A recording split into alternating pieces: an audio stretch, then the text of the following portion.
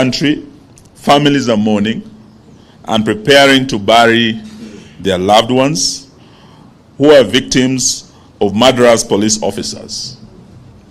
Many families are in hospitals, nursing loved ones who are injured by police. Tens of people have been hospitalized with gunshot wounds, arrows, and pangas. Some of the victims are very young school boys and girls who are not even involved in the demonstrations. Hundreds of people are also being detained in police cells or have been arraigned in court for participating in a process that is protected by our Constitution. Among those in police custody is our very able Member of Parliament for Mavoko, the Honorable Patrick Makau. And as we speak, we've just learned of the arrest of the Honorable Wycliffe Ambetsa Oparanya. We demand immediate and unconditional dropping of all charges against Honorable Makau and Honorable Oparanya, who has been arrested just this evening, and all those who are arrested for participating in a constitutionally protected action of protesting against punitive policies. We're here today to condemn the senseless brutality and state-sanctioned execution of civilians by police, which is becoming the new normal in Kenya. We are deeply concerned at the repeated instances of police brutality against innocent and law-abiding citizens. Yesterday, this brutality gained a new notoriety.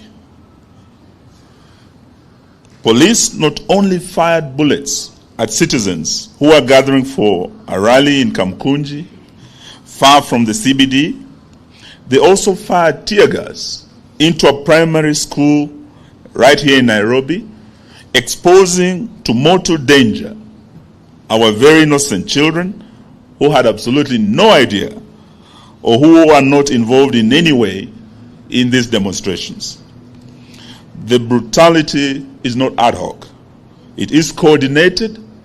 It is even ethnicized. A special ethnic-based killer squad has been formed within the larger police service to brutalize and carry out summary execution of citizens in the name of protecting what they have been made to believe is their regime.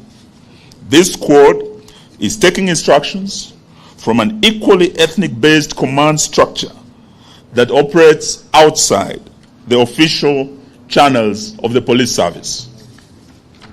As if this is not enough, a killer squad that is not part of the police service is being activated to operate as part of the police to brutalize Kenyans. This squad was in its true element yesterday. They were firing at protesters from unmarked vehicles that we know belong to the police in places like Mlolongo and Kitengela. There were murders, injuries, arrests in as diverse places, including Machakos, Kisumu, Kisii, Busia, Wote, Emali, Meru, and Kilifi, among others. We're in the process of compiling complete data from across the nation on the victims of this operation, and we'll share the same with the country in due course. These acts of brutality are running side by side with politically supported acts of ethnic profiling in parts of the country where ethnic-based militias are being formed and facilitated to attack other communities with crude weapons with the support of the state. It is happening right now in parts of Nyanza, along the Kisii-Kericho and Kisumu-Kericho borders. It is happening here in Nairobi too.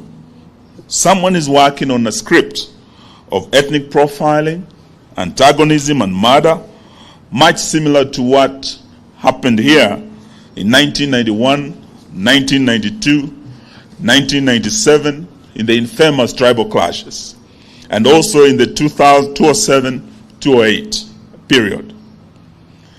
The world has known of the butcher of Cambodia. This was before other butchers.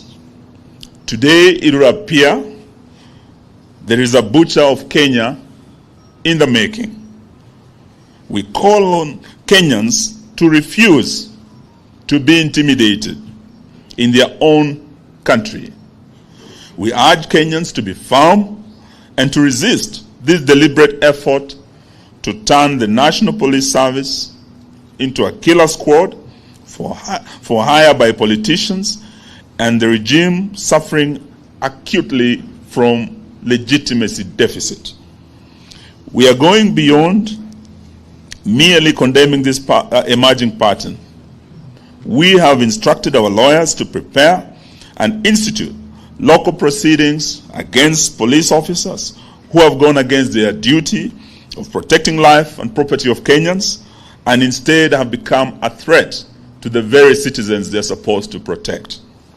In this regard, we are appealing to all Kenyans who have photographic or video evidence of police brutalizing citizens to share the same with us to aid the case that our legal team is working on.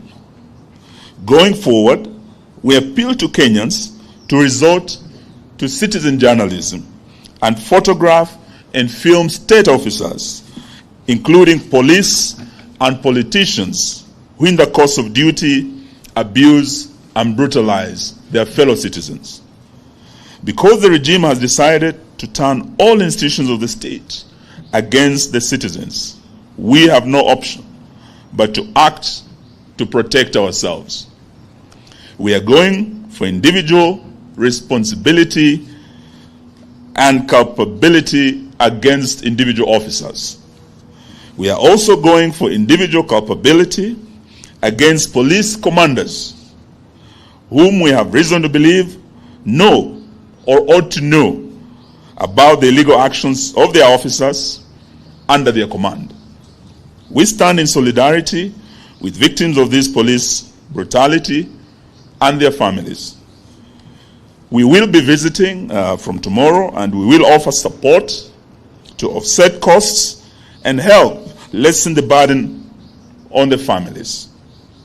We have made a decision to observe 5 days of mourning in solidarity with the victims and their families, during which we'll try our level best to mobilize support to help lessen the burden on the families of the victims. But we are not giving up in our quest to force William Ruto to lower the cost of living, to commit the audit of the 2022 elections, to bipartisan reconstitution of the IEBC, and respect for political parties, including the Jubilee Party. And this afternoon we are pleased to learn of the High Court intervention where orders have been issued, and the legitimate Secretary General of Jubilee, the Honorable Jeremiah Kioni, is here with us. We'll give him a minute to share the good news with us. Consequently, we announce that our protests will resume on Wednesday, 19th July 2023. In the meantime, we proceed with the collection of signatures against Ruto on both digital and manual platforms. We notice the Communication Authority has joined the war against Kenyans by trying to cripple our digital signature collection platform. But we will fight and soldier on while we put CA on notice. We know that the KK regime has panicked and they are trying to block this process. There is no looking back. There is no turning back. We see you on Wednesday. Honorable Jeremiah Kioni, please deliver the good news on Jubilee. Thank you.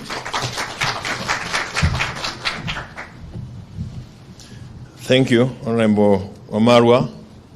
As you are aware, or all of you are aware, during or early this week, we were treated to some drama within the political parties dispute tribunal. Decisions that they arrived at were very funny. We had a majority of 4 agreeing with some allegations that were put before them, and a minority of 3. But 3 things I want to say. One, that in the history of the tribunal, we have not seen a split decision. This was the first time that we had a decision of 3 or 4 versus 3. And it was also the dissenting team also had an opportunity of presenting their case. But that notwithstanding, we moved to the High Court this morning. And I'm pleased to inform you and all members of Jubilee and Azimio fraternity as a whole that we were granted orders by the High Court this afternoon. And the orders are to the effect that everything that was done at the tribunal has been stayed.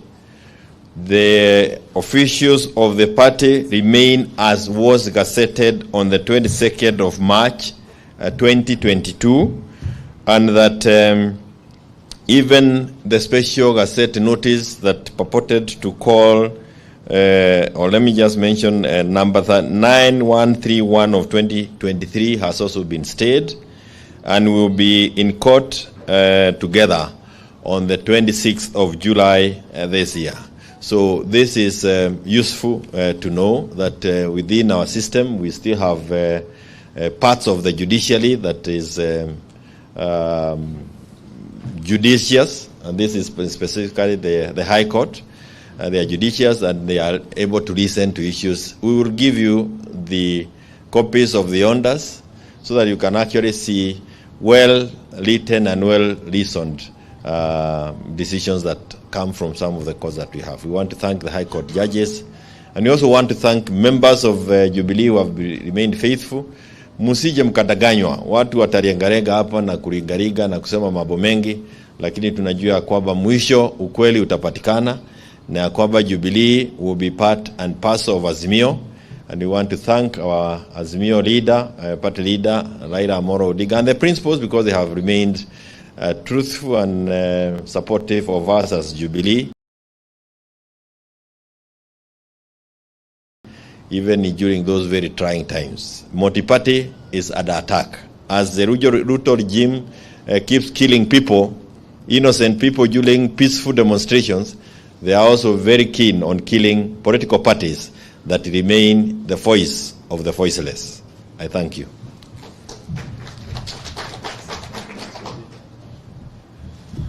Thank you very much. I think before we conclude, we know that there have been some Kenya Kwanza people mourning louder than the bereaved. From yesterday, they've been issuing very strong statements saying Raila Odinga is killing Kenyans or is celebrating the killing of Kenyans. But Raila Odinga has been fighting for Kenyans. Those who have killed innocent Kenyans that we said in our statements are Ruto's officers. They're officers armed with ammunition and guns. Gunshot wounds are the cause of death that we have seen in many of the parts of this country. And we want to invite our leader to come and speak to the nation. Karibu Mheshimiwa.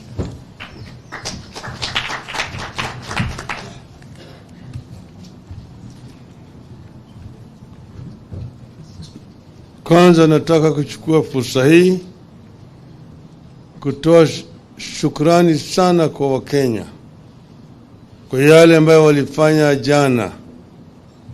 Wakenya walijitokeza katika pembe zote za nchi yetu. Wazee, vijana, wakina mama, wote walijitokeza kuonyesha kutokuwa na imani yao na serikali dhalimu ambayo inawanyanyasa. Na vile sisi tuliwaagiza, Wakenya walijitokeza kwa njia ya amani. Hakukuwa na fujo. Kila mahali walipojitokeza walikuwa wanaimba, wakitembea vile imekubalika katika sheria zetu. Wakenya wana haki na uhuru ya kufanya maandamano, ya kukutana pamoja na vile vile kupeleka kumbukumbu. Lakini tunasikitisha sana na vitendo ya serikali hii kupitia kwa polisi yao. Tuliona polisi jambazi ambayo walikuwa maamrishwa kujitokeza kama maadui ya Wakenya, wakaanza kupigana na Wakenya kwa njia ya kijambazi. Wengi ya Wakenya wamepata majeraha, wengine wamefariki kupitia kwa risasi ambayo walipigwa nayo na polisi. Sisi tulikuwa tumeitisha mkutano Kamkunji.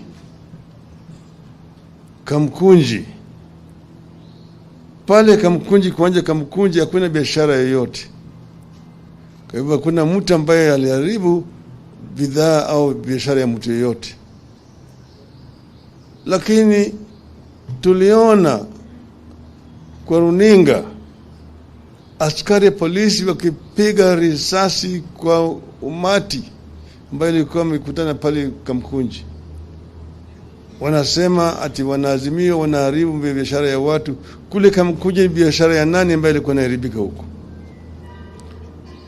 Kukuta askari ya polisi akipiga risasi kwa umati ambayo imekusanyika kule kwa njia ya amani. Hiyo shabaha yao ilikuwa ni kuleta majeraha au kuwa Wakenya kiholela.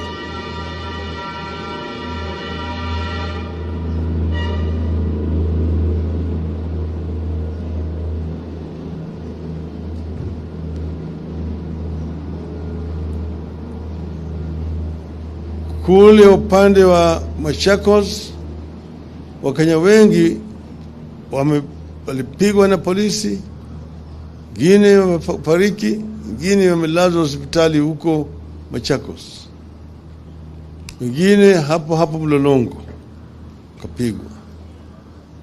Upande ile ya Meru na Embu walikuwa wanafukuza watu wetu na wakitupa ile gasi ya machozi. Upande ya Busia, Mheshimiwa Paranya alipigwa na mawe na majambazi wengine ambao walikuwa wamekodishwa na serikali. Kule upande wa Sondo, wale vijana majangili ambao walikuwa wamepewa wako na mishale na mikuki, wamesababisha majeraha mengi zaidi kwa watu. Wapiga watu na mishale, hata kuna watu 2 ambao wamekufa huku upande ya Sondo, na watu karibu 18 wako kwenye melazwa kwenye hospitali, majeraha kupitia mishale huko. Tunaona mwanzo ya yale bila ya kijambazi ambayo inaitwa ethnic clashes ikirudi, na hiyo inaletwa na hii serikali bandia.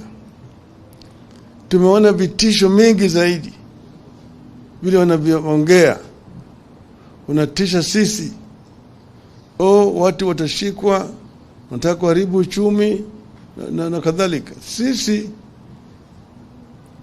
tumesema wazi ya kwamba sisi tutafanya kila kitu kutumia sheria.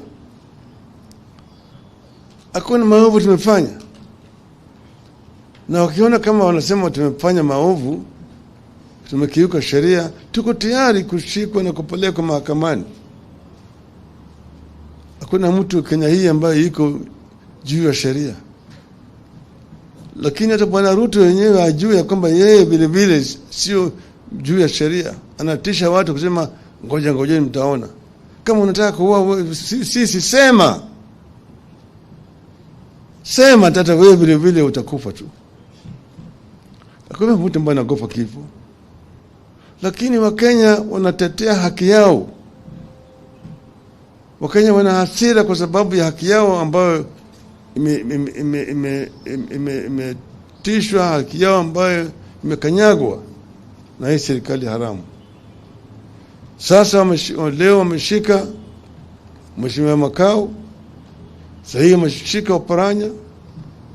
Najua kesho watakuja kushika Martha, washike Kalonzo, washike Eugene, washike Wairia, Wajakoya, Ledama, watashika sisi zote hapa Eugene.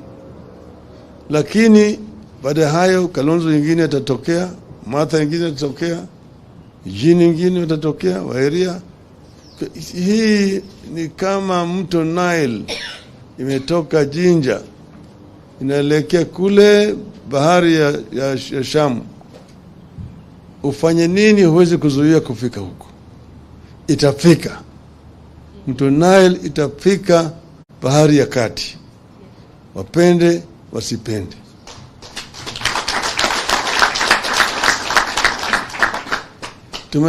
Tumetangaza siku 5 ya maombolezi kwa wale watu wetu ambao wamekufa na wale ambao wamepata majeraha. Kwa hivyo siku 5 hizo hakuna chochote kitafanyika. Lakini tumesema Jumatano ijao tena Kenya yote watajumuika. Kutakuwa na Kamkunji nyingine Jumatano ijayo. Wapende wasipende. Asanteni sana.